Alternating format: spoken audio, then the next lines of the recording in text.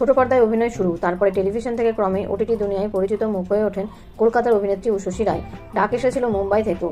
বলিউড তারকা কার্তিক আরিয়ানের সঙ্গে ভুলভুলাইয়া 3-তে অভিনয়ের জন্য বলা হয়েছিল, কিন্তু সেই প্রস্তাব তিনি ফিরিয়ে দিয়েছিলেন। অভিনেত্রী জানিয়েছিলেন যে কাস্টিং ডিরেক্টর মুকেশ ছাবরার এজেন্সির তরফ থেকে তার সাথে যোগাযোগ করা হয়েছিল ভুলভুলাইয়া 3-তে ছবির একটি চরিত্রের জন্য। প্রথমে জানিয়ে দেওয়া হয়েছিল ছোট চরিত্র, সাংঘাতিক কিছু নয়, কার্তিকের সঙ্গে কয়েকটা মাত্র দৃশ্য রয়েছে। পুরো চিত্রনাট্য জুড়ে এই চরিত্রের বিশেষ কোনো গুরুত্ব ছিল না, তাই নাকি তিনি না করে দিয়েছিলেন। তার মতে এত ছোট চরিত্র তিনি কেন করবেন যেটা গুরুত্বহীন।